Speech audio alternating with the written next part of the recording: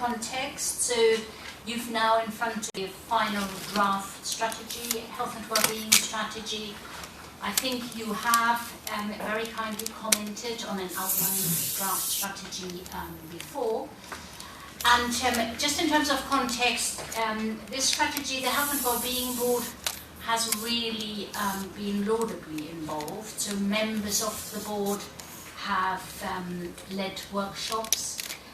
So it wasn't officers just writing a glossy document, it was actually owned by the board. So from a process point of view, I'm really quite proud, because I've looked up and down the country at a lot of strategies and processes, and I think the board has done it justice. Little mistake here, so it went to the board, to the Health and Wellbeing Board yesterday rather than 26th of June, and then the plan is that it will go to Cabinet and then will be beautified and published. Just in terms of format, for you to navigate properly, there was a real desire to make it practical, a practical tool that is concise, and so we've split out quite a lot of sort of background information into a supplementary, and even the supplementary hasn't got everything, but in terms of details that is quite important for navigation. Now, do advise me whether you would find it helpful if I give you a very quick potted version of what the strategy says and how we came about it, or do you want to go straight into questions? We have all read it, but does anyone want a quick overview? I'd like a quick overview if you don't mind. Thank you very much. And the emphasis, I'm sure, is on quick. So one really important consideration is that obviously there are loads of different strategies, and so health and well-being can be anything and everything. So there was a temptation to think everything laudable needs to go into a glossy document, and right from the beginning we said, no, it's a temptation that we are going to actively resist. So the Health and Wellbeing Board was concentrating on thinking what makes us healthy, and absolutely thinking around root causes, so social and physical conditions we live in, rather than jumping and thinking about health and care services. It is important to understand that the statutory duty of the Health and Wellbeing Board entails both. It is broad, it is health and well-being, that means determinants and health and care services. But we were quite frugal in deciding that we share in our effort with the Merton Health and Care Partnership, which is another partnership where we have health and care providers around the table, and we felt these are the people who understand best about health and care services, and the Health and Wellbeing Board has the levers to create the conditions. So we would create a strategy that wraps around another strategy, which is called the Local Health and Care Plan, that focuses on services. It is quite important that you understand that, because otherwise you might look through that document and say, where are the services? So we haven't abdicated, we've said who does what best. And then in terms of the strategy, as I alluded to, it's a tool.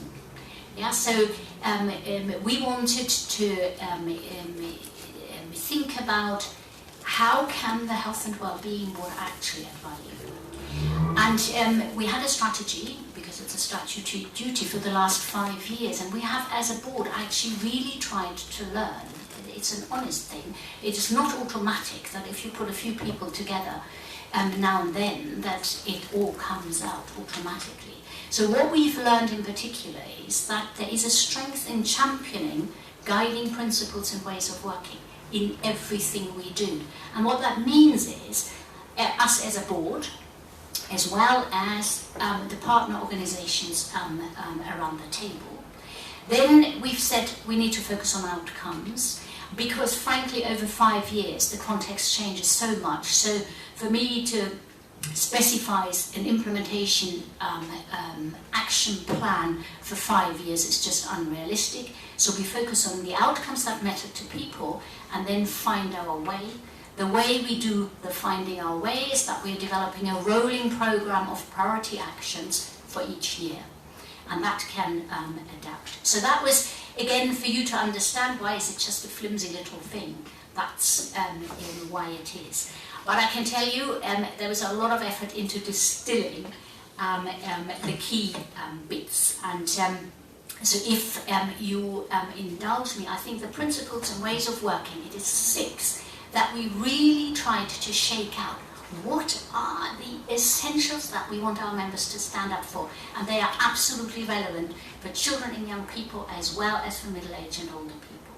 So one is tackling inequalities. The Health and Wellbeing Board is absolutely committed to fairness, so that is a value that goes through. We are pushing prevention and early intervention in times of austerity. That always gets nibbled at, but we want to stand up for it. Health and all policies, I think this council has been actually exemplary in its attempted, at least political leadership, to consider, to promote positive impacts and mitigate negative impact in policies. It doesn't always work, but there is the intent. Then absolutely a commitment to community engagement and working with the people we serve, not telling them what to do. Solutions lie with them. That includes very explicitly children and young people, and I think you have with Rachel an absolutely a brilliant advocate for it. It means also that we are focusing on strength and assets. And then finally, a commitment, not finally, one before finally, to experimenting and learning. And you will have already heard me saying we've learned, because we don't know it all. It's not just like a blueprint or a dashboard that we follow. So we're committed to using the evidence base, but then experiment and learn. And then finally, and again, Rachel was very adamant to have it in the number 6, think family. So hard-wiring the approach that it's the whole family, and whenever we see children, we think parents, and when we see parents, we think children. And it is not hardwired. So these are the 6 principles. I hope they chime with you. And in a way, I hope that you, in your scrutiny function, use those to hold to account, because that is how we are planning to use them. In terms of key outcomes, it was really helpful to have the various workshops. We thought around Start Well, Live Well, Age Well. That's our link with the local health and care plans, so services. And then we started to think, because we are focusing on a healthy place, well, what are the key ingredients for a healthy place? Not that easy to describe, but once we whittled it down, it was quite consistent across the life course, interestingly. So people said, children, young people, older people, emotional and mental well-being and mental health resilience, really, really important. The next one was making the healthy lifestyle choice easy. And that means whether it's food, whether it's physical activity, alcohol, drugs. We know it all, but it is damn difficult because the conditions we live our life don't make the healthy choice easy. And then very importantly, particularly for children and young people as well, is protecting us from harm, keep us safe. And the 2 issues particularly were air quality and violence. So this is the core of our health and well-being strategy. So we've developed outcomes around those key attributes. And just to give you a flair for the emotional and mental well-being, so for the children and young people in our Start Well work, the key outcomes were particularly relationships, so better relationships, as well as reducing self-harm. In the middle age, so working age people were particularly keen on doing something about stress. We've got a lot of sandwich families looking after their kids, looking after older people and work. And then older people were particularly saying the issue of loneliness, so connect us. So that just gives you a flair that that would be the life course approach.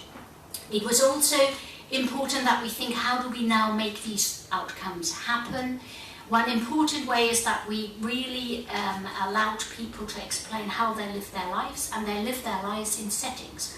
You start your day at home, you go to work or to school, and these were the places where we can influence and make them healthy. And again, there are some really interesting ideas, particularly around children and young people. Intergenerational settings came up quite a lot, and we have already got healthy schools and healthy early years. So that is one way we are thinking how we can develop the outcomes.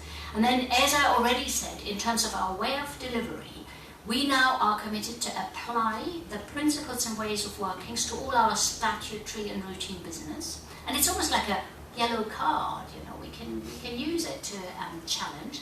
Then what I think is really important, because it doesn't always happen, that the partners around the table are committing to champion these values in their own organisations. So when the riding gets hard, you still have to stand up for it. And then we are developing a rolling programme of priorities, and we will present to the next Health and Wellbeing Board in October some ideas of what that would entail. The first setting that we are very keen to choose is healthy workplace, and that would, for children and young people, importantly include schools, with an emphasis on mental health and active travel. So that gives you hopefully a potted version, and over to you for questions. Dagmar, thank you very much. And can I just say, it was very remiss of me not to introduce Carl Mittelstadt. I beg your pardon. Thank you, Chair. So, and perhaps later when you come in, you can just say 2 minutes about yourself. Thank you. Does anyone have any questions for Dagmar? I would have a question, Dagmar. This is really out of context. And the last time we spoke at meeting, I asked you a little bit about sickle cell. I know it's not written here, but and you promised me that you'll come back with something. And I've been asking this question for the past 5 years now, because I'm really concerned.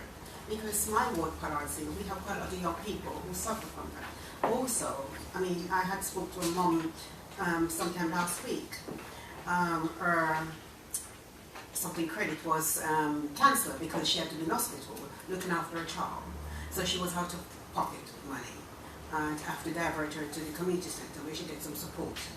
And I just want to know, I mean, where these people go when they need support? I mean, there's nothing on the table for people with sickle cell. You know, talk about obesity, we talk about cancer, we talk about diabetes, but nothing with sickle cell. So, first of all, you're absolutely right. You did mention it before. I promised, and I did forget, so hands up. Sickle cell services are an integral part of clinical services that are commissioned by our CCG partners.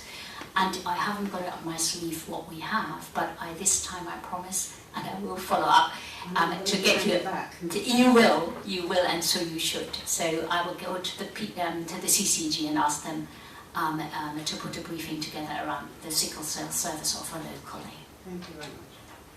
James. Chair, thank you very much, and thank you for this report. Just firstly, a technical question. Is it the Health and Wellbeing Board that approves this plan? Yes. And is that what happened last night or the night before? Yes. So in some ways there's no point commenting on it now, it's too late, isn't it? I've messed up my microphone.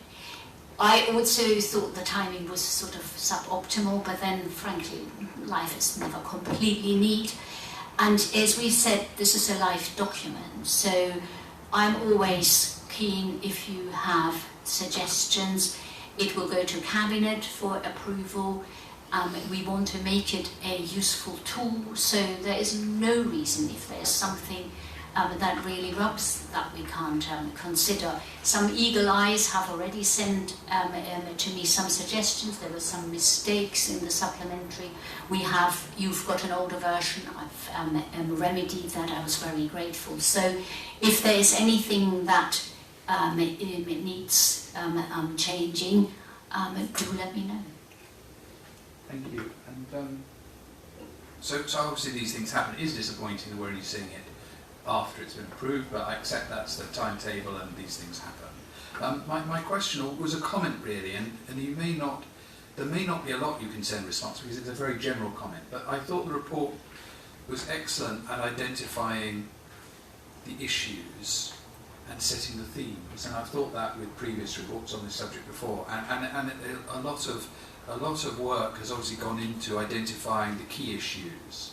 The bit that I felt will make it harder for us to scrutinise in the future is that in terms of the outcomes and how they're measured and the action points, I just felt the report wasn't quite as strong on that as it is on identifying the issues and explaining the issues. And I'm looking, what is helpful is page 23 of my pack, page 11 I think it is of the report. So that does say what the principle is, what the expected outcome is, how will we know, in other words, the definition of success and a time scale. And that, for me, that's really useful because that allows us to scrutinise. But the level of information there is not huge. And what I haven't seen, but I'm conscious that you might be able to point it out to me, but what I didn't immediately spot was a sort of more detailed action plan that explains how the themes that you've explained really well, how those themes will actually be addressed in detail to produce the outcomes, the definition of success. Thank you. I think you've raised an issue that we as a board quite actively debated, and as I tried to explain, from the learning around what worked best over the last 5 years of the strategy, it was when we were allowed to have quite a bit of flexibility to agree on a few priority on an annual basis. And it doesn't come out in the strategy, probably fair enough because you can't see it, but the idea is that this is a sort of compass for the 5 years. And then the rolling program of priorities is a much more, as you are used to, implementation plan of what the board is doing to achieve what. And what we've set in our accountability framework is that once a year we report back on both, on the general compass and then on an in-depth review on what happened on your 1 or 2 or 3 priorities for action, and on the indicators where you're absolutely sure we've got baselines and we can set targets. And just to give you an example, so our latest priority for action, and we're quite stingy to say, does it really have to be done by the board, and what is the added value for the board to focus its attention on tackling diabetes. And there is a full delivery plan that specifies who of the partners needs to do what, by when, and we've actually delivered a whole action plan that spans the local authority, the CCG. We've managed for the CCG to cough up over $1 million extra investment. We've got the governance to monitor the outcomes. So that bit you can't see, but it is an explicit decision that we are not overloading the strategy with that amount of information. Use the strategy as the compass. So, Chair, thank you. Final comment from me then is if the Director's happy, would it be possible for that delivery plan to be circulated? Because that seems to me the key document from our perspective to know whether we are actually moving forward and achieving. And I'm sure we are, but we can't do it based on this. We have to do it based on the document that we haven't seen, I've thought. So I meant Director of Public Health rather than Director of you. Yeah. So absolutely, as I said, the annual review would be very helpful for you to scrutinise, because that is our way of being accountable. So very welcome. Thank you. Thank you. Has anyone else got questions? Haley? Thank you, Dagmar. A generic one on a few areas within the rationale for key outcomes. I felt that in terms of some of the data that was actually mentioned within there, it was quite old. Yes. I think one of the worst ones with the breastfeeding, which is dated back from 2012 to 13, but across most of the sections, the data is quite old. And I was wondering why that was, because I thought that some of the figures, that should be more readily accessible. That was my first question. The second one was in terms of with the active travel. To mention about an active ageing survey. I'm just wondering in terms of how many participants were in that survey as well. Because I'm quite surprised that cycling didn't come out there as one of the key areas. And within the all life course stages, which is page 38 of the pack, which is 14 within that section. Talking about in Merton about there being 70 deaths per year, which is attributable to air pollution. I'm wondering, is that an average? And can we learn more about that, please? Perhaps not. Maybe that may be part of when we actually view air pollution overall, but it's just understanding, from whereabouts those deaths and how they are down because of air pollution would be interesting. So first of all, thank you for your eagle eyes. I absolutely agree. I was actually really quite embarrassed and very grateful.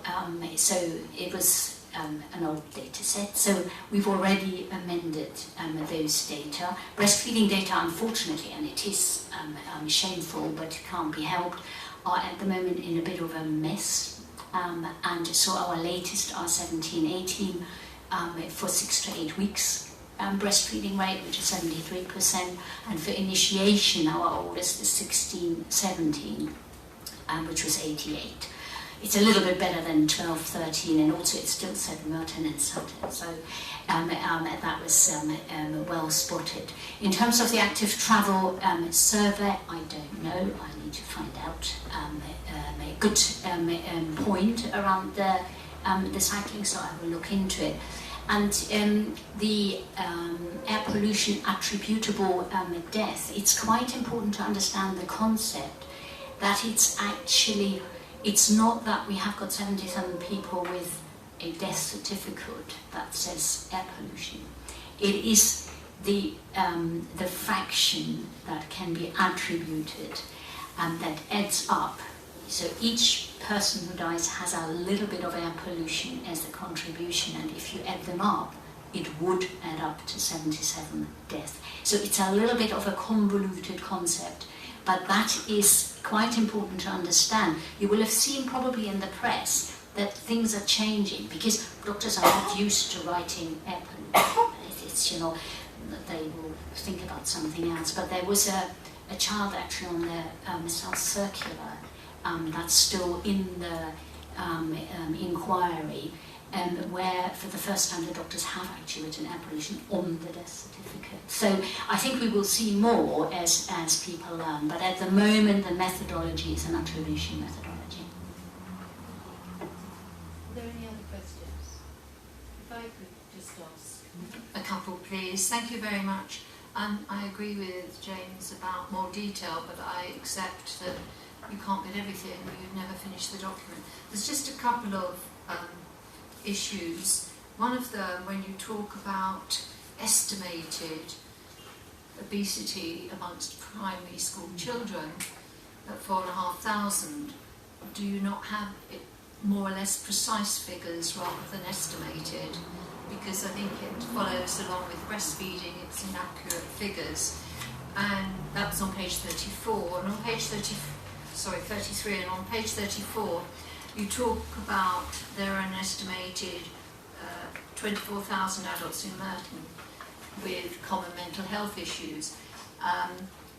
Does that, if once people go on that sort of register, if you like, in quotes, do they stay on it, or if they don't need medical support after so many years, do they come off it? Because if you look at EAL, whatever stage a child is at, they're still on it, they're never taken off because of the factors relating to that. And I wondered if it was the same as that. And my third concern was on page 32, where it says Merton has the 5th highest rate in London of hospitalisation due to self-harm, which I find horrific. Is that anywhere near a priority for addressing? Although a lot of what you say in this document would feed into that. Thank you. How did you remember everything? So in terms of the childhood obesity, it is an estimate because we are measuring the weight of all children in reception and in year 6. And so we are then doing the filling in around the rest of the kids by an estimation model. So I think the 4,500 are actually an underestimate, because again the data are already a bit old, and unfortunately our year 6 are still increasing in size. Our receptions are levelling off, but the year 6s don't, and the east-west divide is still widening rather than closing. So we definitely have a problem on our hands that hasn't gone away, and we have to beaver about it. That's the kiddies one. Then the common mental health conditions, so it's anxiety and depression. Registered data, people will be taken off again, but you will also be aware, particularly depression, it is a chronic illness that comes and goes. So how clean the registers are, there might be a little bit of inflation when people are in remission, that the registers are not tidied up. So you might have a point that could be a slight overestimate. If we are triangulating the data though with surveys, because that's how you work out whether the scale is right, we see the same figures, because we can then, we say we have a survey of a bespoke population that is similar in makeup to Merton, and we apply the findings to the Merton demography, the figures look similar. So I'm afraid I think they are high, and that's what we need to deal with. And then you had another interesting one. Oh yeah, so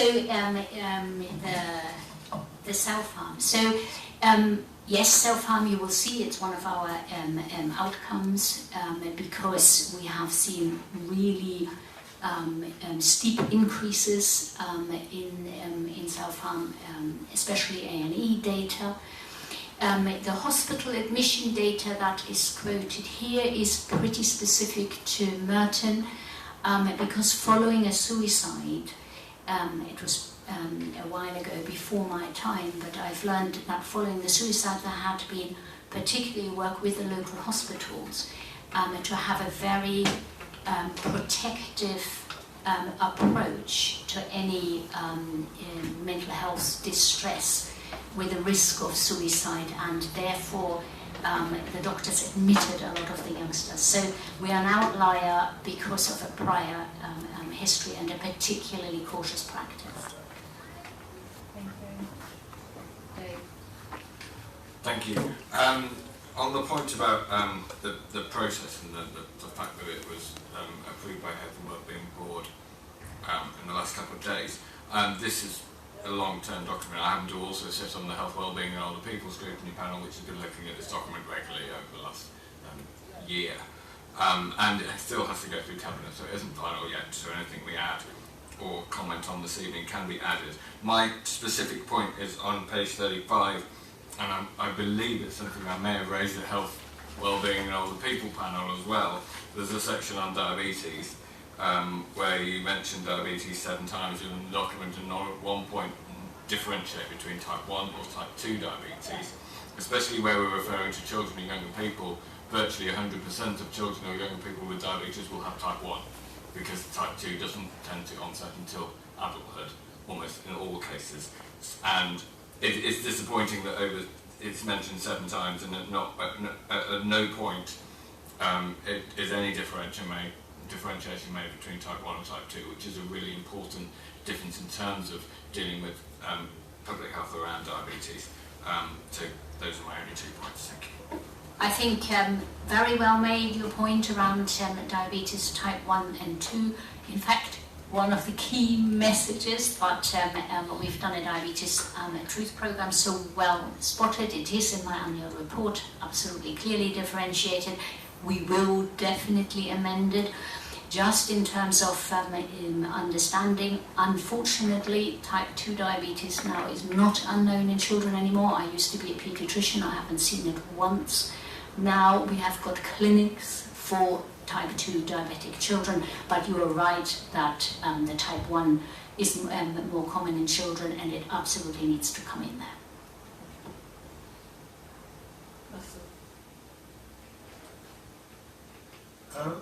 One of the things that's been in the news recently is vaccinations, MMR vaccine and things like that.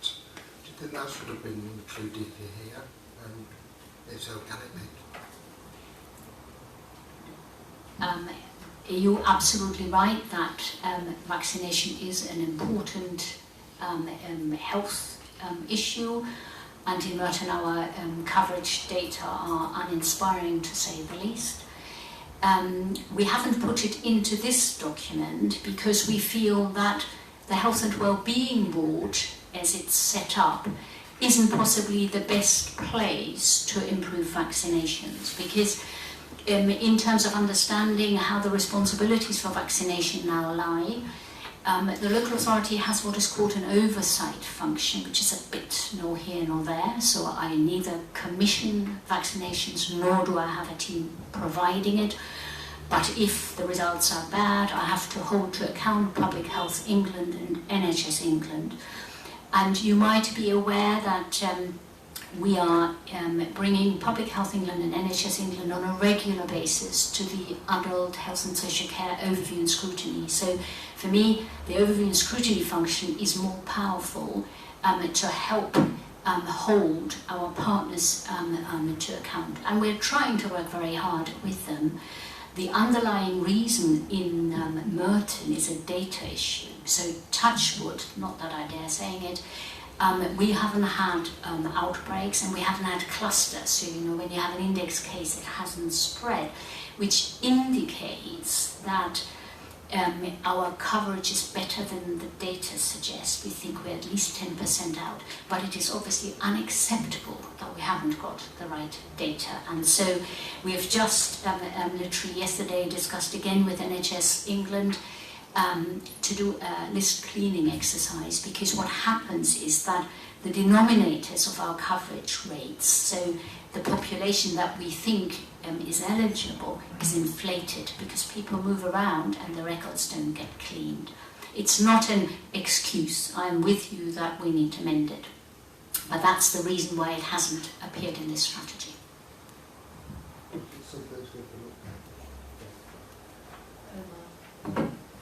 Thank you for the report. Just following on from Councillor Kenny's question relating to self-harm, do we know the actual rate, percentage in comparison to other boroughs? And do we know how this correlates to the number of suicides in the borough? Yeah, so a lot of work is currently going on around self-harm, so there's a whole lot of information sitting behind.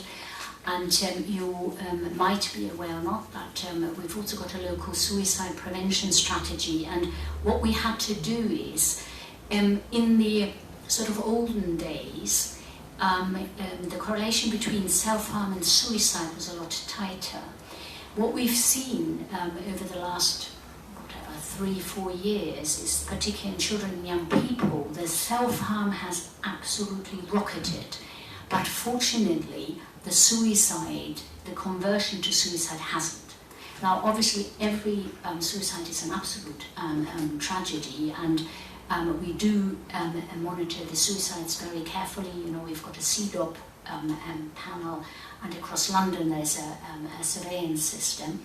So the suicide are holding, the self-harm has rocketed. So in terms of strategy and how we're dealing with it, we have decoupled it a bit, because self-harm is a different phenomenon that in unfortunately few cases leads to suicide, but is a lot more than just a predecessor for suicide. So you might be aware that in Southwest London we're working together what is called on the Trailblazer programme. So together with our CCG, we've actually leveraged quite decent amounts of additional funding to work with schools to strengthen what we call a whole school approach. So supporting the pupils, the teachers, the parents in strengthening emotional and mental well-being and resilience as some of the root causes for the self-harm.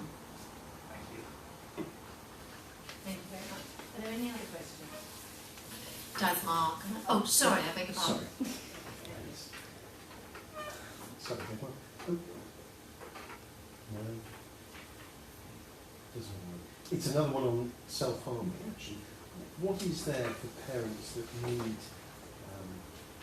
I know a couple of parents that have been horrified to discover their children are self-harming and don't know what to do, and what would, they felt it's very delicate, and how do you capture them? And is there anything out there, perhaps on social media, for youngsters to get help if they are, make them aware of it's not, not to spiral out of control? Yeah. So. It's not just me, but. No, you need to switch yours off. It's not on. No, mine's still on. Oh well, I need to just raise my voice. Yes, there is, but probably still not enough. So with the Trailblazer programme, a whole piece of work happened, particularly working with children and young people themselves, because we needed to really tune in to listen and what their perceived problems and solutions were, as well as with the parents. And one of their loud requests were to put together a directory of support opportunities, and that is underway. In the meantime, the CCG has commissioned counselling services, in counselling cafes, in particular for parents, parental support. It's a program where there's peer support between parents as well. So there is quite a raft of options out there, but you are absolutely right. When you speak to people, you are often amazed to feel how little the knowledge about what is around penetrates. And therefore, I'm really pushing that building the emotional and mental resilience in schools is a way to spread it more, and specifically the focus on parents.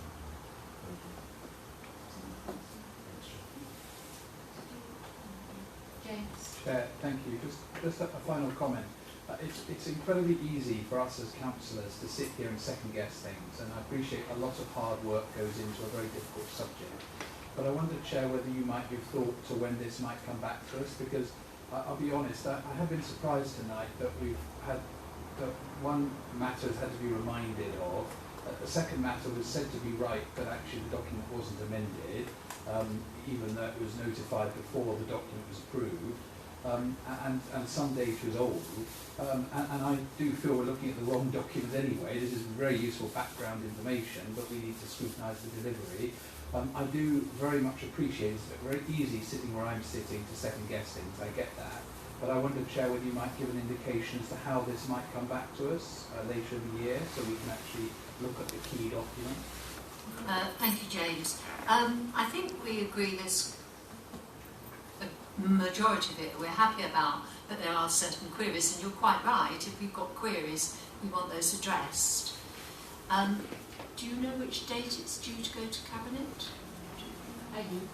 Oh, 15th of July. 15th of July. So we haven't got a meeting before then where we could have it. I don't just emailing around the corrections. I can, as I said, we've already updated the supplementary information, but I will absolutely finalise the diabetes comment. And I'm very happy for me to ping around the final version and that goes to Parliament, it goes to LSD on the 3rd of July, and Parliament on the 5th. James, is that Yes, great, thank you acceptable very to you? much. And the delivery report as well if possible, but that's very helpful. Thank you, Chair. Is everyone happy with that? Yeah. Dagmar, thank you very much. And thank you very much for your presentation and for coming. Thank you.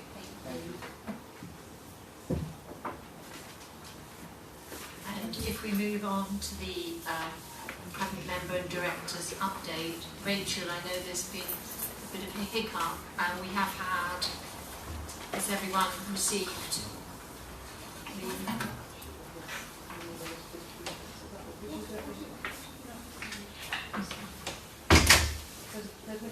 it's on. Yeah, sorry.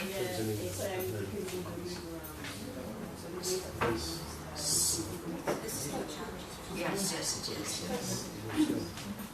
So, sorry, yeah. If I can explain,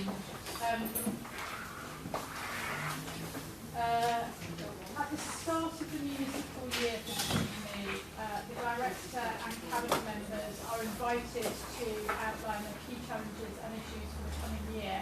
At the time of being, and that is ordinarily a verbal item. So ordinarily speaking, I would be here, Kelly would be here, Ellen would be here, and we would verbally update scrutineers with what we consider to be the key challenges and issues. I was originally not available to attend this evening, and Kelly, as you know, is not here, and so we were asked to submit ours in writing. So what you have on page 45 of your pack is my written version of what I would have said had I known all along that I was going to be here tonight. And Rosie has copies of what Kelly submitted by way of her challenges. Eleanor is here, Stringer is here to verbally update us on her own. So I wouldn't necessarily propose to verbally update you if you've had an opportunity to read this, but I'm very happy to take any questions that you may have in relation to my key challenges and issues, and you'll have both cabinet members as well. So on the agenda item 5, has anyone got any questions for Rachel? Nassau? I don't know whether this actually comes in the remit, but schools have to give, according to the local authority, annual and 3-year budgets. Why do they have to give 3-year budgets when the figures are just put out there and it's a guess because you don't know what the grant's going to be or anything for that, and it's not valid, it's not factory? I don't know the answer to that, but I will go away and ask my faculty colleagues. Thank you. But I have to admit that that's not one of my key challenges or issues. No, it does say managing within our budget. That's where I put it down. Chair, thank you. I'm sorry to be difficult again, but just an observation. The director, and it's very helpful, has set out 10 key issues here, and I think this is incredibly useful. I'm looking at page 45, but as opposed to the one I've just seen. But and this for me is a really, really useful document, because we know that every local authority has challenges and issues, and to have and of any political persuasion. So to have those identified in the first meeting of the year for me is incredibly useful. I think 10 are identified, and I only did a quick look, so somebody may sound wrong, but I believe only 2 of them are then addressed subsequently in our meetings this year. And I think that's a mistake, unless somebody says that I'm mistaken. But I looked at the 10 and I looked at the proposed work programme, and I'd have thought, having got this really useful bit of information and recognising that every local authority has challenges, I'd have thought we should be matching the 10, we should be using these 10 as our areas of focus during the year. And to get 2 out of the 10, I suggest that the work programme would need to be looked at again. Of course, what ideally would have happened, but I again appreciate it's easy for me to say, but if we could have had these issues prior to the scrutiny topic workshops, of course that would have been even better. If I... Oh, Rachel, first.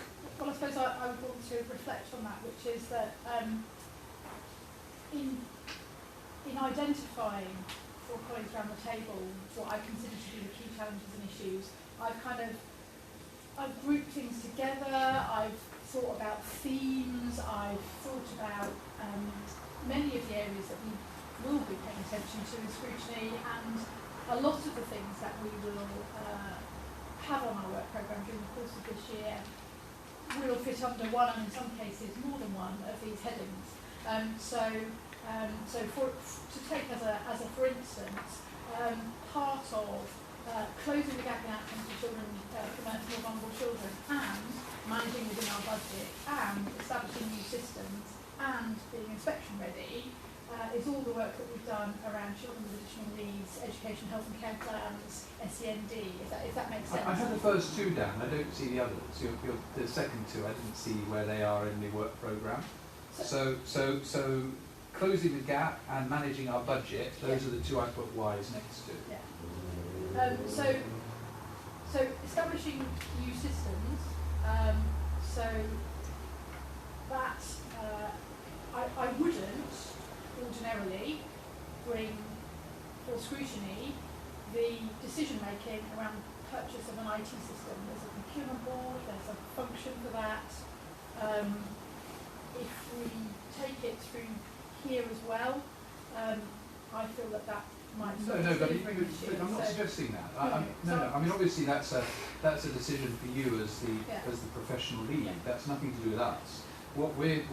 Surely what this means from our perspective is what those systems are and what the policies are that underpin the systems. The actual decision-making process is clearly yours, but I don't see there's anything on our agenda that would look at the policies or the systems themselves. The systems are absolutely for us to scrutinise. The decisions are yours to make as the professional lead. So what I have done is I have described the entire business of the Children's Schools and Families Directorate and its partnership arrangements under 10 headings of the things that I loosely outlined. And in order to do these 10 themes justice, we would need to scrutinise everything that the Directorate does over the course of the year.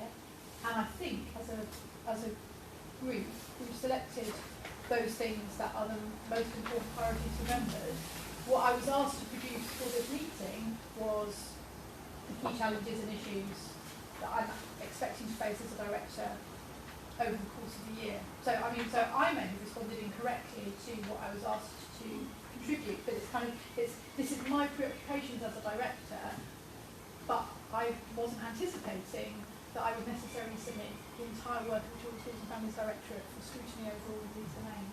So, and can I just add that the work programme towards the end does give space for if there's seen to be something we need a bit more information about, it can be brought in. So there is that flexibility within the programme, but as Rachel said, much does lap over. I've got a few more questions. Chair, sorry, the observation, I'm sorry, the observation, my observation still stands. I mean, I hear absolutely what the director's saying, but if you're saying this covers everything to do with the department, well then it can't be the key challenges, can it? But I mean, it can't be both. No, but it is, because across everything that we do in children's schools and families, there are elements which are establishing new systems in SEND around those areas. There are elements which are managing within our budget. So some departments within children's schools and families haven't overspent in the course of the past year. But I've got that down. But a number do. I agree. Yeah. Implementing our new children and young people's plan covers a number of domains across the department, but also with partner agencies. So when I'm thinking of how I describe what I'm up to as a director for a year, this is how I chunk up what I'm thinking about, what I'm worried about, what I'm what I feel accountable for, what we're trying to improve. But hearing children and young people's voice will be in everything we do, and in some parts of our business we already hear it better than in other parts of our business, and those are the areas that we're trying to improve. It is both the specific challenges and issues, and they're found woven throughout everything that Directorate does. So Gerald, thank you. Gerald, let it drop. I just want Yeah, I to was just close going to the say door. there's quite a few But I'm people who want to ask questions. I understand But that. see I if understand that- that. But Yeah. what I want to say in closing is I'm very grateful to the director for what she just said, and it's that for that very reason that it's critical that what's in here appears in the work programme. I mean, how can it not be, given what the director's just said? Sure. This is just one thing. It does through that every single meeting. Rachel will be bringing a departmental update, and I'd be very surprised if these 10 issues don't occur quite regularly Yeah, they may do in that. the updates, which is the time when we get to respond to the immediate pressing chronic issues that are arising on exactly these. That's the only point. That's fine. Russell, look, I will come to you, but this is how the order. It's going to be a different point though, isn't it? I want to come back on I that can't point. read I'm people's coming back to that slides. point as well. All right. And Jane knows this. I mean, from measure of defence, I used to be on Sustainable Communities panel, and Sustainable Communities is an enormous area. And if Chris Lee or whoever was doing it would write down the key challenges, we'd never talk about them all anyway. So we could put 20 down, you wouldn't get 20 on the agenda, you'd probably get 5 if you wanted. So in some ways, Rachel's helped me a lot because I'm new to this, and therefore I now know what the department do, which is good. And I can pick from there what I would like to speak about and put what we get later on. But with other panels, you can't possibly.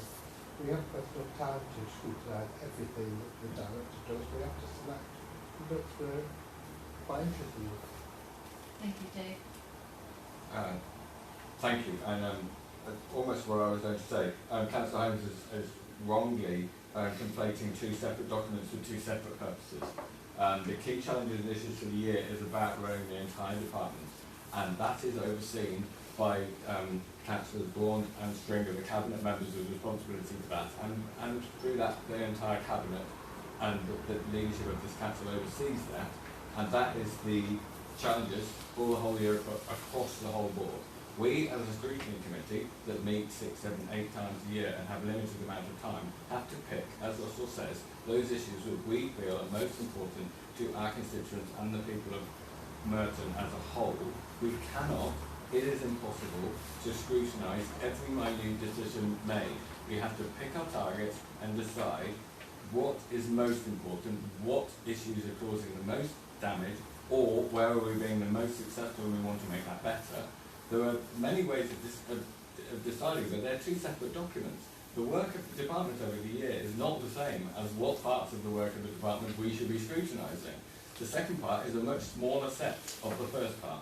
And to try and say that this committee should scrutinise everything that the department does is just, as Russell says, frankly impossible. And you shouldn't even be requesting it, and you're mixing up two documents. They're separate documents, are not meant to be the same thing.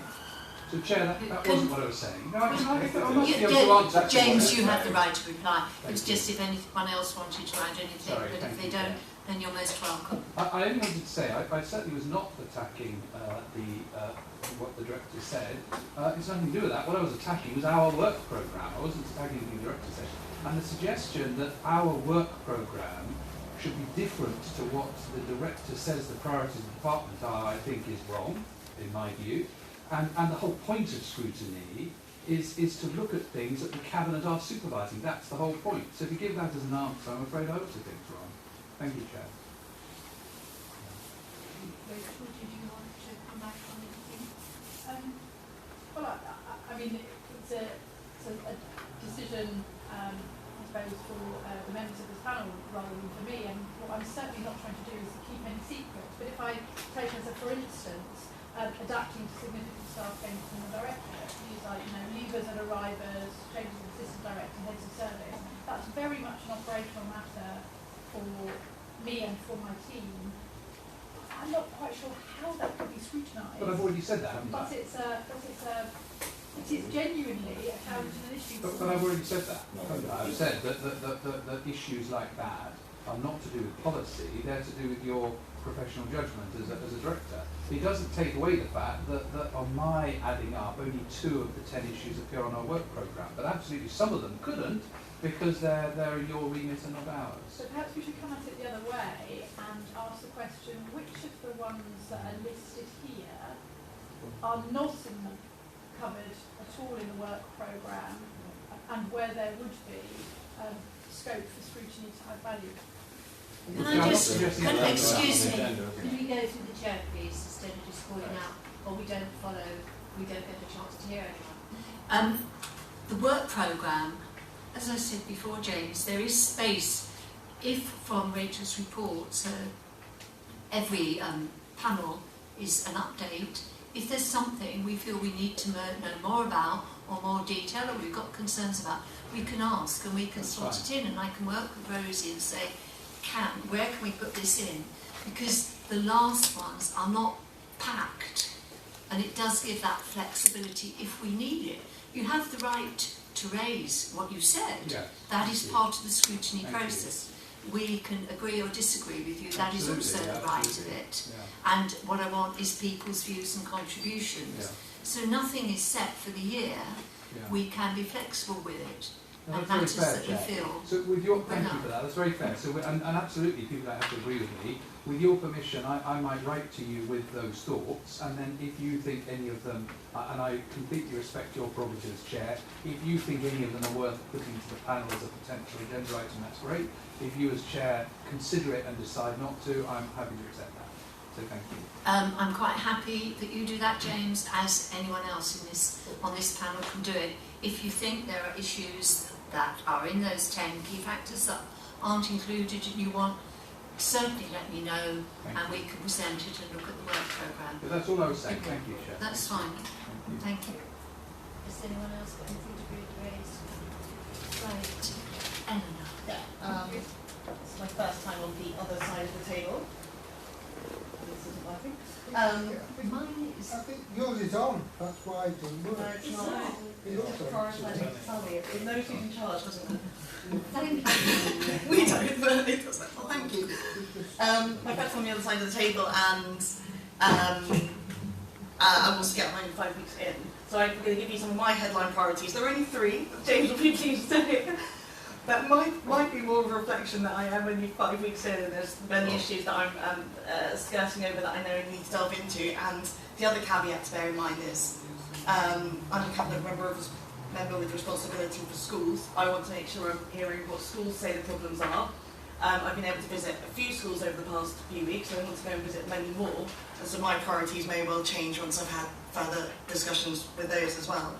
But just to give you a kind of headline, one of them is one that was considered for the work programme actually, which is our services for children with special educational needs and disabilities and the funding of those services. So we had an Ofsted inspection recently, which we'll be getting a report soon. We need to respond to that. I think as a cabinet member I need to be joining in the voices lobbying for better funding for centre services. This is becoming a national crisis which is really affecting us locally.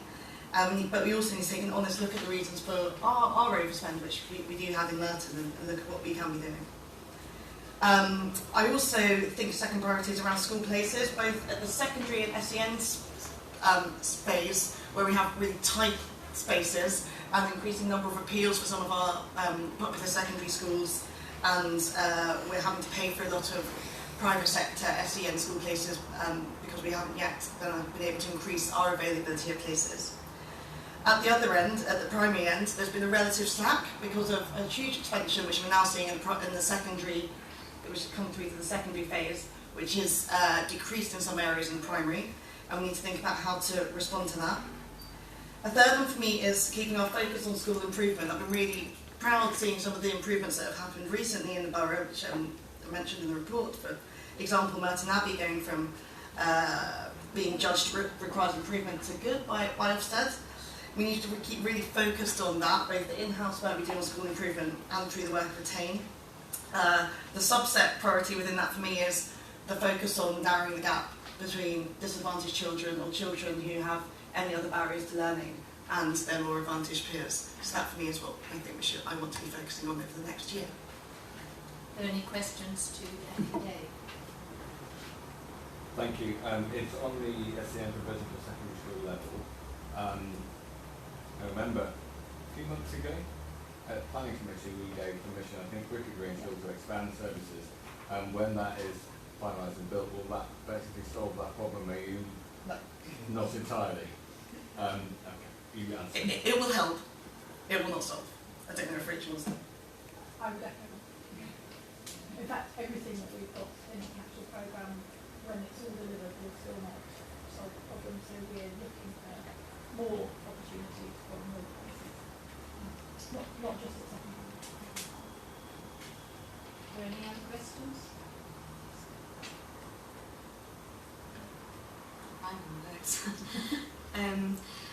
I'm not sure whether it's going to be covered by yourself, Eleanor, or it's going to be with you, Rachel, but we did talk about in terms of whether schools which are requiring a lot of assistance, is that going to come to the departmental report or will it be coming from yourself? Because I didn't see West Wimbledon mentioned anywhere. I think we did talk about the key 5, you know, in terms of what's actually happening with those, so I'm not too sure if you're covering your office, Rachel. If you would like specific information about schools of concern in the departmental report, I'll consider how we can deliver that information in this public forum and work on it. Ordinarily, that conversation takes place at school standards time. I've redesigned the departmental report for this municipal year, and I'd be interested in your feedback on it. But there's always scope to add in things under the headings, and so I've already noticed something which. I would do slightly differently, so when we get to that report I'll explain, but if you want that added in, it would come in under the important. We'll just need to find a way to make the work clear without necessarily creating additional problems for those schools. Okay, that's good, thank you. James and Russell. Chair, thank you. 2 things, that's controversial this time. Firstly, to welcome the Cabinet member to our role, and congratulations, and as you already know, we've got amazing schools in the borough, we're incredibly lucky. So I just wanted to say that I like your priorities, I think they're really good, and hopefully, perhaps you won't be able to do it every single time, but it would be really good during the course of your tenure to keep coming back to those themes with us so that we can see where progress is being made, but also where inevitably there'll be challenges at times too. Thank you, Chair. Very interesting. Thank you, Emma, for that. One thing I'd like to mention, James has mentioned that the schools are a lot better everywhere in the borough, regardless of what community I'm making. How do we encourage parents who want to send their children to Wimbledon schools, rather than if the Wimbledon school is full, the child is then sent to a private school rather than a Richard school, even though they live back home to Richard. How are we going to stop that sort of thing? Because it's not beneficial for the children of the borough. I'd love to have an answer to that. That's something I'm personally very passionate about. I think that parental choice for schools can broadly be a good thing, but sometimes it can have negative impacts if parents still using kind of incorrect information or reputations to make judgments about which schools to send their pupils to. We were just talking with officers recently about a school in Mitcham, which when parents actually go and visit it, they say, oh, this is a nice school, I'd be happy to send my kids in. They just don't, it's not even on their radar, not even on their radar initially. So I don't have an answer to that, but it's something I'm very aware of. I don't have a complete answer either, but one of the things that we can all do to help is really pick them up. So it's fair to talk about Merton's great schools, and there's lots of exciting things happening in schools. And the more that we celebrate what's good in our schools, the more that we use social media, the more that we use the council's own comms outlets to describe what's great, the more likely those messages are to kind of really embed themselves. So what we know is that the reputation of the school in either direction lags behind. So there are stories, horror stories about outstanding schools that don't get inspected for a long time, that continue to be thought of as outstanding when they really are not.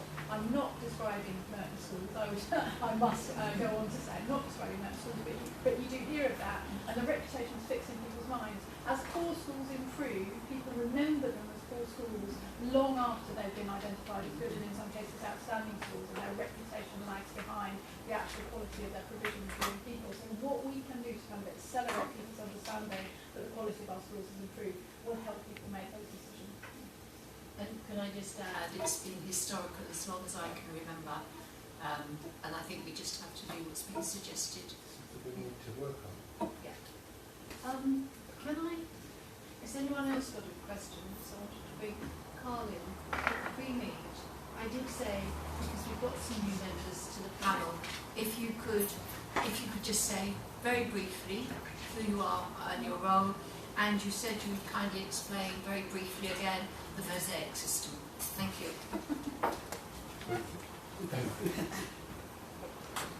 Thank you. I will do this without microphone. So my name is. Sorry? Do you want this one? No, I think I shall. I'll try and project, and hopefully people will hear what I have to say. My name is Carl Mickstadt. I am the head of performance, policy, and partnerships.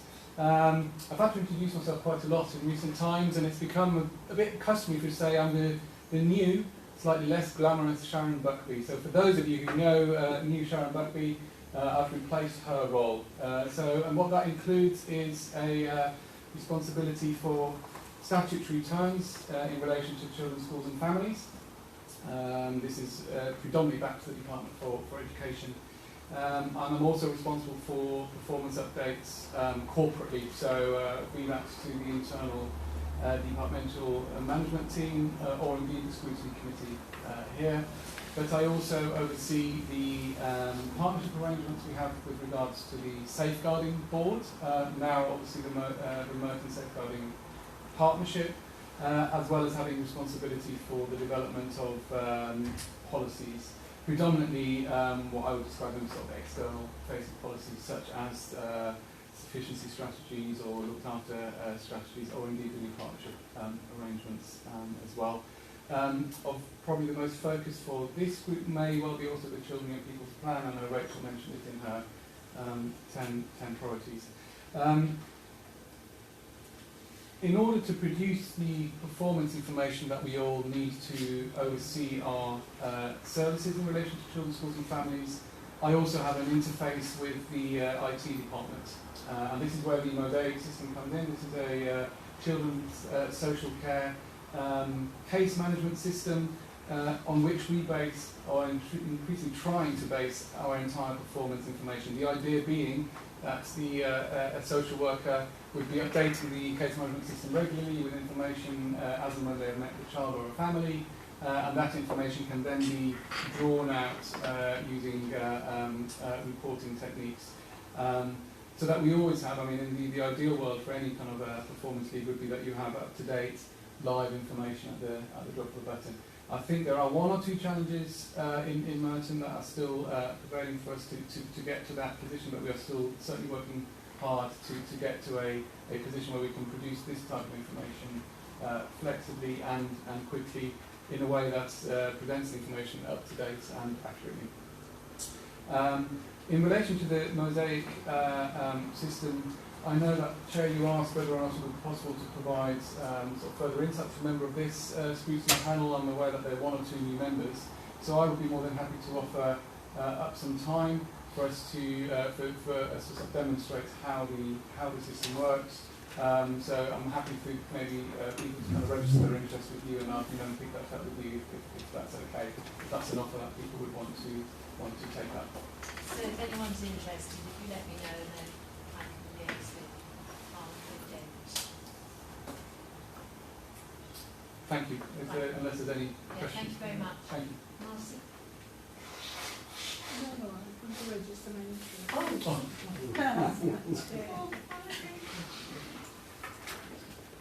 Right, thank you very much. Right, we can move on to item 6, which is the separate report from Rachel. And we're now here, So the departmental update report is something that members who are kind of regular members will recognise from last year.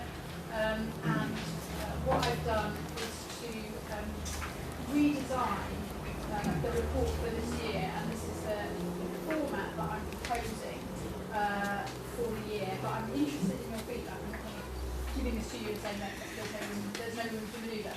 So there are a number of things that you have asked me to include in the departmental update report. Rose kept a record of that, and in designing this report, I've made sure that where Scrutiny has requested something, I've made it clear in the body of the report. But, I mean, partly in order to kind of answer the issue that James has raised, which is that this is a big, complex department with a lot going on, I've chosen to describe in my update kind of by segment of what happens across the department. And so this, there should be a structure chart actually to go through that, and I noticed that it's not with it. But so for each of the different services within the Children's, Schools and Families Department, there's a paragraph or two about the current business of that service, so that's the departmental update. And then under those services, where Scrutiny has requested specific information, I've put in the Scrutiny request. So, just to kind of take you through the headlines, the first couple of paragraphs are kind of overall updates for what's gone on across the department, kind of cross-service change, right across Children's, Schools and Families since the last time we met, which was in March. Talked about the change in personnel there, which I also reference as one of the items in my concerns and issues paper, outlines the success of our Safeguarding Board conference, the development of the input into our Children and Young People's Plan, redesigning our corporate parenting board to improve young people's voice, and hearing young people's voice was one of my challenges and issues, and the engagement around our Regional Improvement Alliance, initially with South West London, that becomes a pan-London thing during the course of the year, and our responses to inspection. So inspection readiness was another item in our challenges and issues, and we've had both SEND inspection, special education needs and disability inspection by Ofsted and CQC, and we've also had a spot check of our troubled families grant funding by MHCLG, actually in the same week that Ofsted were with us. So that's kind of that whole service stuff that's kind of worked its way through the services we last met. And then I've gone on to talk about each of the teams. So there's a service which is the multi-agency safeguarding public health protection. The biggest issues there have been change in the head of service, really good appointment there. But obviously that's disruptive. There's been some churn in staffing. We will not run with a backlog. So when referrals come into the service, we make sure that assessments are carried out. Every piece of work is allocated to a social worker. But in order to do that, we've had to redeploy some social work capacity from other teams. And we're also, a particular priority within that service, looking at the work that we do when people who go missing or who are vulnerable to going missing. Safeguarding and care planning, if you kind of follow the journey of a child, it refers to our social care service. After an assessment has been made, if a child is found to be in need, or if they're in need of help with protection, they're likely to be worked with the long-term team safeguarding and care planning. Had a change there in terms of head of service, not a permanent change, but our head of service has gone on maternity leave. Had a baby boy also in the week with the SEND inspection was good, all happening. We've made a really good internal interim appointment there, and so that kind of speaks back to what I was saying earlier about managing change, considering personnel change in the department. It's really important in terms of our recruitment and retention of social workers and other staff that we have good career pathways for them. So promoting them within in an opportunity like that is a really positive thing. When children can't be kept safe at home and have to come into the local authority's care, the service that looks after those children is currently known as the permanency service. We're probably likely to change that name in due course, but currently known as the permanency service. And the big piece of work that they're engaged in at the moment is the movement of the adoption work of this local authority into a regional adoption agency. This is not something we would necessarily have chosen had we not been required to do this by the DfE, but this is now developing into a really significant and positive piece of work in South London, where we will be part of Adopt London South, a shared service across 9 local authorities, led from Southwark, but on a hub and spoke basis with the southwestern spoke here in Merton. So we'll be receiving additional workers who will be based here who do work across the southwest of that region, sub-region in London. And next week, the staff will be tutored across and formally employed by Southwark from that date. And the formal move of premises will happen in the autumn at the beginning of September. So there's a big consultation underway across the service for what therefore happens to those other teams that, if you like, are left behind. When adoption moves into the new arrangements, that it enables us to do a reconfiguration of other parts of that permanency service. Supporting those core social work teams, we have a quality assurance and practice development service. There we've had a change of head of service. Again, the person that we deployed as an interim has now successfully been appointed permanently to the position. I can't emphasise strongly enough how getting substantive permanent heads of service into those teams to re-stabilise them is really important. And the focus of that service is implementing the arrangements that arose out of the focus visit in January of this year. So again, in terms of inspection readiness, that's about how we're responding to things that Ofsted have already told us, because we know that when they come back next time, they'll want to see what we've done in response. And quite a lot of the things, I mean, they were really positive in their focus visit, but they'll always find things that they want us to do more work on. And quite a lot of the things that they identified in that focus visit were embedded in this service. And then access to resources, children with disabilities team, again, this is really impacted by the changes around fostering and adoption, and so the people in those teams will be part of the consultation about how we reorganise the service. And again, reorganising, restructuring and changing and making adaptations to the service was part of my challenges and issues paper earlier. Youth justice is currently incorporates the Transforming Families team, so I mentioned spot check earlier.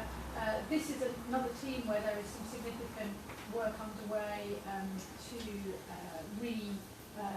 redesign the team, because we're losing funding. The Troubled Families programme comes to an end in this financial year.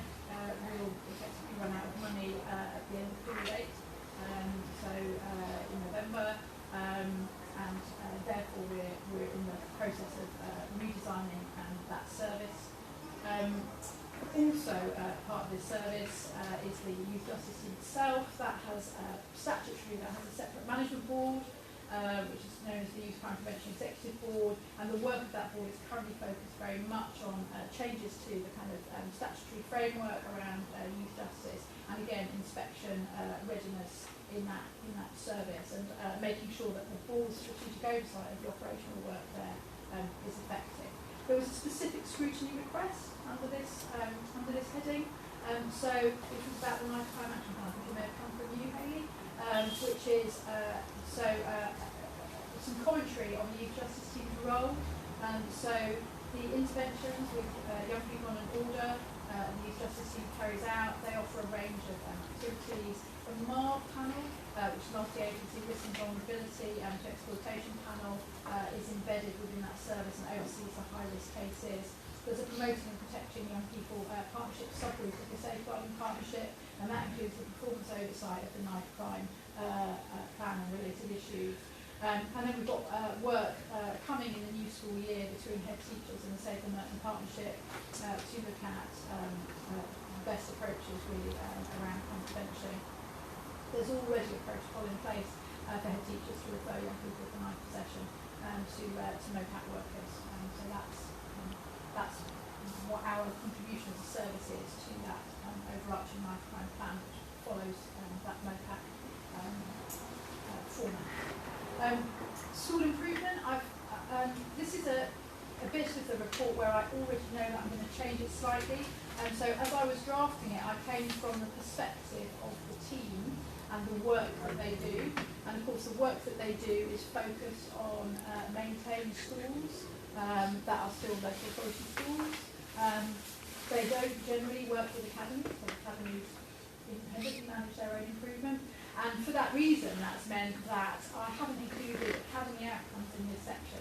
And I've realised that probably around this table, the distinction between the schools that we work with and Merton schools and the schools that have their own arrangements for school improvement is probably not that clear. And so for future, I'll make sure that if academies are inspected between, this meeting and the next meeting, I'll also put feedback about the status of those inspections into this section, but will make clear whether that's a school that has been working with our school improvement team, because it's something they have to buy into the school improvement team, or not working with the school improvement team at the time of the inspection. And so there's a couple of lovely bits in that section which are just about some of the staff in that service who have been nominated for awards. I wanted to, I've got an education inclusion team in that service, so there's a paragraph there which talks about some of the things that we measure in our performance monitoring, so around our NEET rates, that's young people not in education, employment or training, and a lot of the youth force work takes place in that service, outlining what's happened there, and the Youth Parliament won an award, a volunteer award this year, so that's another lovely piece of work. Under early years and children's centres, I've kind of noted the contribution that service made to the inspection, but the particular scrutiny request that was made was to describe what's going on in the funded places scheme. So I've outlined the current take-up, which is a small increase in the percentage of the 2-year-olds that take up their funded places, but we're still not where we want to be because the take-up is really only around 60%, and that's been fairly steady over the past few years. So we're 5th out of the 12 of our statistical neighbours, and we're trying to increase that take-up, and the sections, the bullet points you see at 217.2 are all the things that service is doing to try and increase take-up of the funded offer. So I'm hoping that you'll feedback to me whether that answered your scrutiny request. There's a special educational needs service, obviously, and I've outlined in there the inspection that took place and shared some of the highlights of the inspection in terms of the feedback that we've had. Ofsted inspection outcomes, as this panel well knows, are confidential until such time as the report is published, so I've kind of really skated on thin ice here about what I've shared and put into the public domain, but I think that this feedback doesn't jump the gun in terms of the final letter that will be sent out to us in due course, should be published in the course of the summer. There was a scrutiny request under special educational needs, which was around education, health and care plans, I've updated about the agreement to implement the Education, Health and Care Hub, which is, I've said elsewhere in my Challenges and Issues report, is a really important system implementation for us this year. Another request from this panel was around special education needs funding. So the level of overspend in the DSG at the end of 18-19 was such that we had to submit a recovery plan. This was discussed on the 18th of June at CMT, went to the schools forum last week. It's currently with our Chief Financial Officer, Caroline Holland, needs to be submitted to the ESFA by the 30th of June. And that will come here for scrutiny because the matter certainly won't be closed in October of this year. I've gone on to explain some of the issues with that paper, which is that we cannot recover that deficit within 3 years. The numbers of children on education, health and care plans will continue to rise. So I've mentioned the Contracts and School Organisation service, they've been working with, alongside the Centre team and finance officers on the recovery plan, because a lot of the content of the recovery plan is a capital investment that colleagues were asking me about earlier in terms of the expansion of our special school places. But there's also a scrutiny request under that heading, which was around the review of the PFI contract. So I've got a little update in there about the work that we've been undertaking to ensure we've got appropriate specialist advice to hold the PFI sector to account. We're going to provide more information to scrutiny at a later date on that because this is a commercially confidential item with contracting with a third-party provider to undertake that work. Policy, planning and performance. I've got a different set of 3 Ps, Carl, from your 3 Ps. But anyway, PP. Carl, I mentioned in my update, is another one of our good head of service appointments. Very pleased to have him with us. But have outlined the business management as a safeguarding partnership where we've made significant changes to the arrangements. I've published our new arrangements in time for the DfE by the end of this month. And what's unique and exciting in our arrangements is, it's no longer unique because other authorities have jumped on the bandwagon, but we've proposed the role of young scrutineer, which is not in the statutes, it's not in the working together guidance, but our determination once again to young people's voices meant that we've created this role, and you can watch other local authorities decide that they'll do the same thing, but we thought of it first. And then finally, joint commissioning and partnerships, which is a service which is actually matrix managed between myself and Dagmar, because it contains a considerable amount of public health commissioning resource, but it's very much a part of the overall service. And so I've outlined what that service is working on to kind of improve everyone's understanding of what goes on in the directorate, and also focused on the re-procurement of our risk and resilience service, because this is some of the most complex work around our most high-risk young people vulnerable to exploitation. So to kind of sum that up in a nutshell, what I've tried to do and what I hope has been helpful is to give you a taster really right across every bit of the directorate about what's going on and why it's important, and also under each of the relevant headings to incorporate any specific scrutiny requests that you have made to go into the department for update report. And if you're happy broadly with that as a format, subject to any changes that you'd like me to make, that's how I propose to go forward. So you get really good oversight of the whole department, and you also get your specific requests answered in the paper. Has anyone got questions or queries or suggestions? Rachel?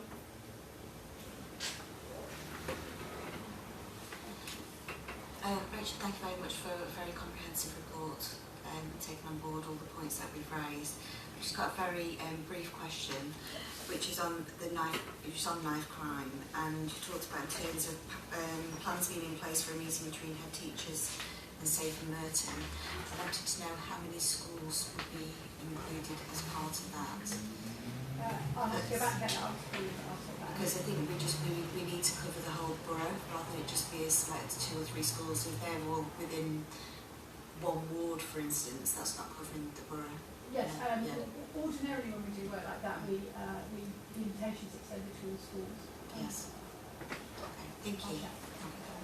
James. Chair, thank you. So thank you very much for your report. I thought it was really thorough and really helpful, so thank you. I wanted to just ask about academies, which you touched on, academies and school improvement. I guess one of the challenges with academies is that our children in the borough are in them, but we have such little control over them. And you touched on the school improvement team aren't doing very much in there at the moment because they're academies. What are your thoughts, talking generally policy rather than about a specific school, but if a school did have a problem, an academy did have a problem, one of the solutions might be that they buy in extra support from that team, which is great for that school, but it then creates a knock-on effect, of course, with other schools. There are pros and cons, but what are your thoughts on that? So in principle, the school improvement team is happy and enthusiastic about working with all our schools, particularly schools that need extra support in order to raise their game. They would want to work with academies if academies will have them in, and it's my task to remind them that that needs to be funded by those academies rather than done voluntarily, because we of course no longer get funded to provide that service. In fact, we don't get funded to provide school improvement at all anymore officially, because it's not thought to be, in policy terms, a school improvement function. But you'll know from kind of doorstep conversations that residents really hold the local authority responsible for the performance of all of their local schools, all of our local schools, and don't really distinguish very much between community schools and academies. So if schools wish to buy into school improvement services, then that allows us to increase capacity. So on the whole, I wouldn't be too anxious about the knock-on impact on other schools, because because the traded model allows us to kind of flex our resource and response to funding available, it's a doable thing, providing the academies are willing to have us in. Thank you, Chair. Russell. On the same paragraph, basically, presumably free schools come under the academy banner as well? I know they're not academies, but the same. No, effectively, all Like, free schools are academies. Yeah. So it's all schools outside the city. Outside the maintained sector. Goody. And sorry, I just wondered if that is something that happens already, or if currently none of our academies or free schools are into that, or how successful outside of that. There's some training that does go on, so yes, and some of it is around school improvement, but there are also other services that we provide to schools, including, for example, HR and some contract management and things like that. So, I mean, if you're interested for a future departmental update report, I can probably bring back some feedback about what our academies do buy and which academies don't work with us at all.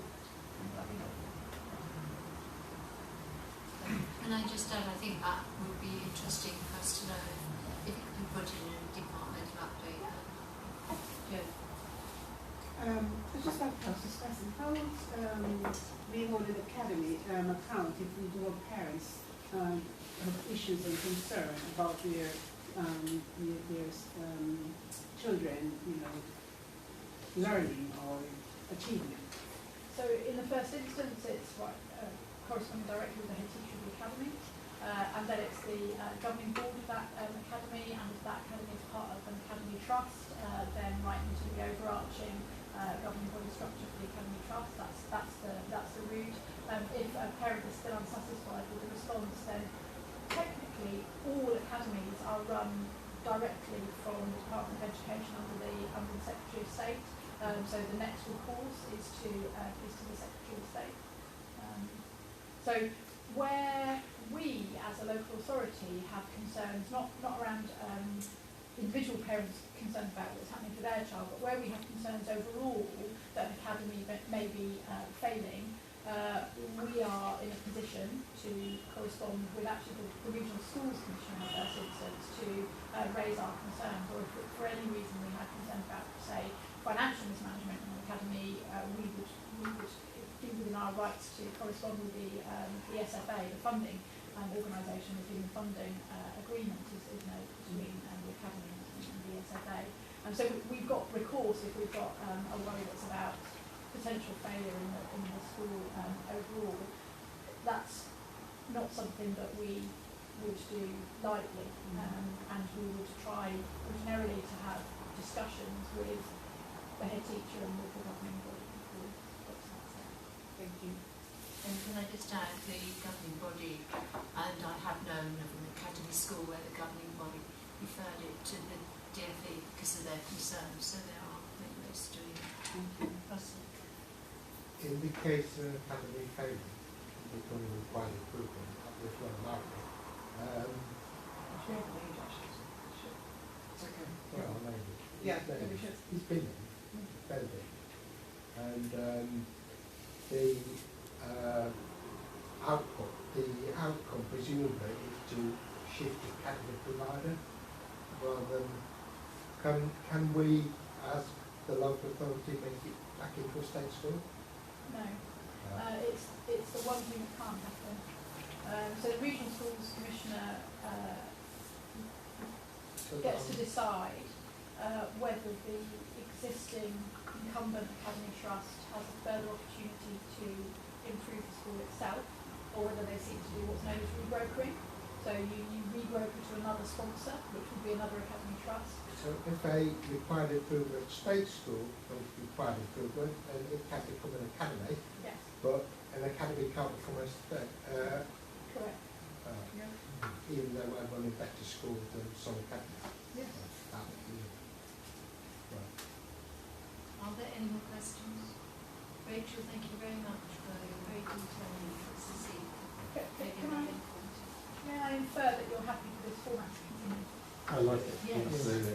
Yeah, I think everyone's happy. Thank you.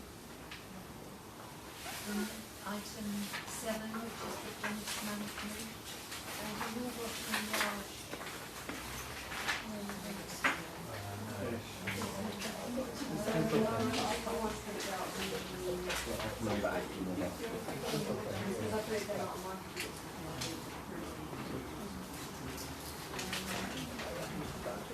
Would you rather?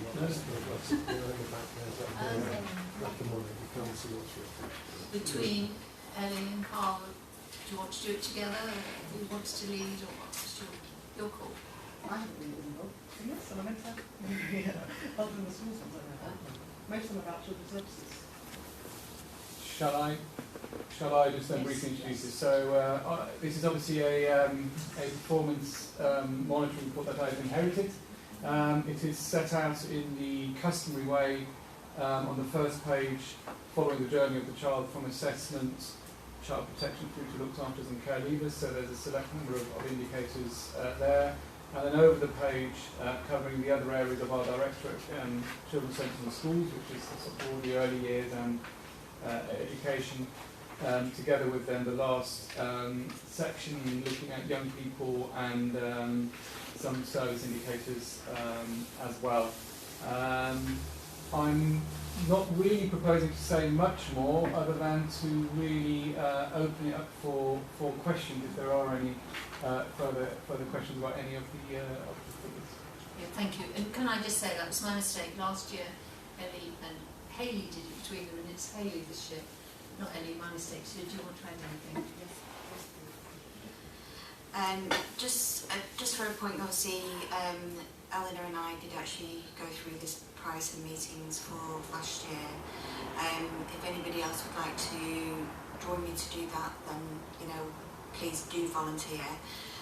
With Carl being new to the post, what we are going to do is sit down and go through the report again, like we did do a year ago, because there are quite a lot of gaps in here, and also some of the numbers will be filled in for the end of June, because that's the quarter end.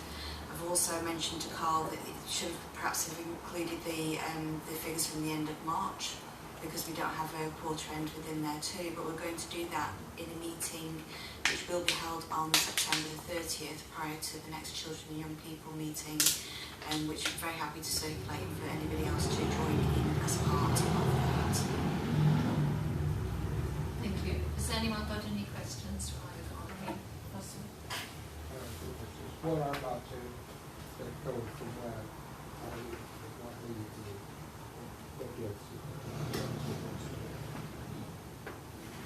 The second thing is, on this sort of document, rather than have red, amber and green pecuniary drag rating on a page that's that, you can't tell, I'm colourblind anyway, but even so, all the colours are the same. So could you make it arrows going up, down and across, which is basically the same thing, but it's more visible. Thank you. Happy to consider that as a proposal. James? Chair, thank you. I just wanted to share the thought which I said when I was last a member of the panel. I just wonder whether perhaps, as I said earlier in the evening, all local authorities have good areas and areas that aren't so strong. That's the same anywhere. And I can't see from here how many greens there are. I've marked a few greens. But I wonder whether it's a good idea to have as a policy that once we get a target to green, that it then drops off and is replaced, so that hopefully we can see the journey from red to amber to green and then off. And then we know as a panel there'll always be some that get stuck, but at least we then know which ones they are. Given there are so many indicators, and we can inevitably only look at a few, Chair wants to make the appeal that we maybe look at the red ones only, see them on their journey to green, and then knock them off and replace them. It was just a thought. Thank you, Chair. Thank you for your thoughts. Has anyone else got thoughts on that? I have, but open to anyone else first. Well, I have. Well, if you drop things off, if you keep sort of the green orange green all the way through, I think we can consistently see that it's meeting the standard which is spoken. Whereas if it drops off, we've lost it. So it could go from green to amber quite easily. But then eventually it would come back again. But Yeah, I see what you're saying. But if it's green and then we drop it off, and then from amber for some reasons, go back on again. Just a point on that, because it's obviously this is obviously a performance monitoring report which is owned by Carl, and what we actually do is we scrutinise it line by line in a separate meeting rather than do it line by line. And then as a result of that, ready for this meeting, what Carl will do in the future is will identify as a 1 or 2 page, depending on how much material needs to be explained, for what those concerned sections are, rather than expecting everybody to go through everything line by line.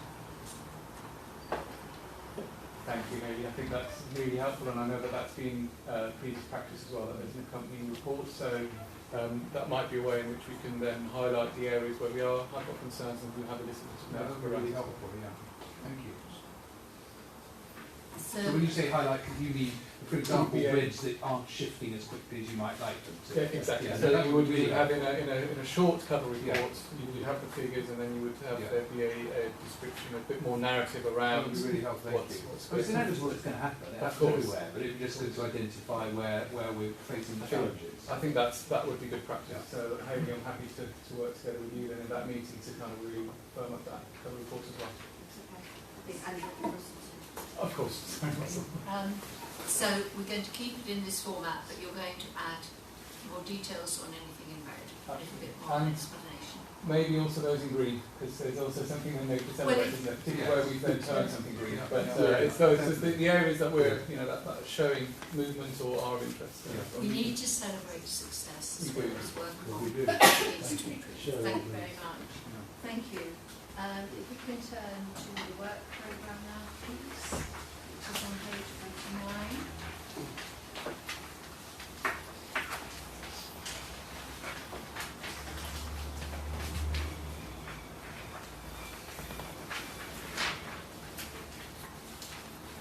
We need to agree the work programme, taking it that everyone's ready. Do you want to go to page 59 to look at the task group to work?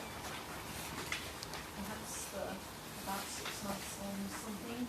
Is there anyone who's got any areas they're particularly keen to address? Are you being very polite, or is one of you going to start? I think I'm doing it. All right, that's all. Can we look at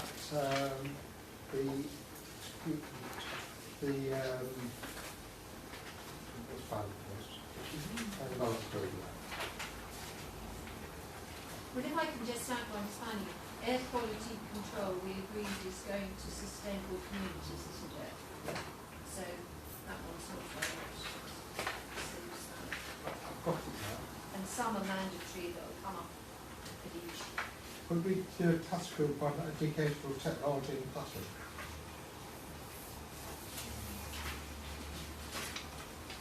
Which page? Page 76. 76.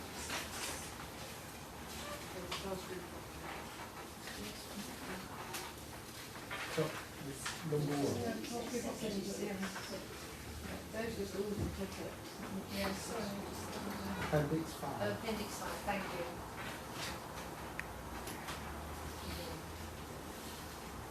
Has anybody else got any other own? I was looking at homeschool for children. Is there a mean we can do that? Is that too technical? Dave? I think I want to suggest Harris Wimbledon because personal technology in the classroom, especially with academies, it's really, we can help, we can input, but it's really something that schools to organise themselves. Homeschool children is a tiny percentage, and the development of Harris Wimbledon is one of the largest changes in secondary education we've ever seen in 10 years and will be for the next 10 years. I think it's the most important thing happening in education in Merton at the moment, and I think it deserves to be in Europe. The task group, But we Yeah. could do that as a... We have a regular update on it. Yeah. The progress with Paris Wimbledon. I'm perfectly happy. I'm not saying we should definitely do it. But I just think because it's a large project and ongoing for 2 years, maybe not this year, maybe another year later when the site moves from a temporary site to the full site. But it's such a large and complicated undertaking by the council in terms of the building and then putting the pupils in and moving from the temporary site into the site. There's so many different aspects of it that I think maybe not this year, but over the next 2-3 years as it moves to the new site is something this panel should be keeping a very close eye on. We will be getting regular updates, and somewhere it says we're inviting the head of Paris to give us more details. February I can't remember which 2020. date. February 1. February Oh, 1. that's still this academic year is sitting. So perhaps if you'd be happy with that. Anyone else, James, you want to come in? Chair, I just want I agree completely with what Councillor Ward's just said. Paris is absolutely core to the business, but I also agree with others who've said that it will come up in these scrutiny panels. So I just wanted to also make a plug for technology in schools. It is the way the world is going. It is going to be increasingly in our schools. When we had our topic workshop selection, we were also told that there were some dangers of technology in the classroom as well, so that the task group would have to look at that. But I do think that in terms of having a task group that's looking at something that will increasingly over the next 5, 10, 15 years be important, I would advocate some work on that. So I would support what was I suggested it, but I would support Russell's recommendation and nomination that we do it. Ed? Thank you, Chair. Just the same, actually. I'd like to also go with Councillor Megan's suggestion on the educational technology, so that Merton is at the front and not lagging behind, and we experiment. So if it does come up, we know the pros and the cons. You know, we did have Councillor Bakari at task group mentioning her worries about it, but I think there could be some benefits, and we need to be able to know both, really. I think we need to hear him. Has anyone got any other suggestions? I know Joan, you mentioned the home school. Even though I mentioned homeschool, I'll go with Russell also because that's a very good topic. I mean, homeschooling can come up. So, is everyone happy? Thank you. Happy with that? Do we want to decide who wants to be on the task group here? So we get it. Yeah, I'd like to be on it, please. So we've got James, Joan, Russell, Joan, Marcy. I'm going to struggle with deputy mayor, but I would like to be involved as and when. So if you can copy me in. yeah, you could, and if you could make a meeting, yeah, good, right? If I can. And that's probably enough for a task group. I think its size, because you ought to get your say. Right, thank you. And you've all seen the work programme and what's coming up, what's a regular item, and where there is the flexibility, we feel the need for something. We need to put the task group that we just set up in as a report. I mean, we've got it in October, but it should be talking to this panel in either January or February. I really think at the moment, you're quite right, but once the group's got together and got their plan of action, could you then come back and slot it in rather than to see the progress you've made? Because we don't want to book it in when you feel you're not developing what you want to develop. Is that agreeable to everyone? So perhaps you'll have had a meeting, you'll have set your plan, and at our next CYP you'll be able to ask or suggest a date you might come back. Is everyone happy with that? Yeah. Happy? Yeah. Thank you. Right, thank you very much everyone for coming, and I was very pleased about the different contributions. I think that is what Scrutiny is about. Sorry, Kelly. Sorry, can I just raise one more thing, because obviously with air quality around schools that is going to sustainable communities, but I would like it community that we do expect to see the report from that. Okay, so that should come to us following, well, as soon as that's available, even if that's before that goes to sustainable community in January. Yeah, I thought it had been agreed. Sorry. Yeah, it goes to I think you said January. Yeah, but just community is part of this as well, please. Yeah. And that's where it can be slipped in. Yeah. The report. Health and comments. Yeah, January. Are there any other issues anyone wants to raise? Thank you very much for coming and your contributions. You do help it make it.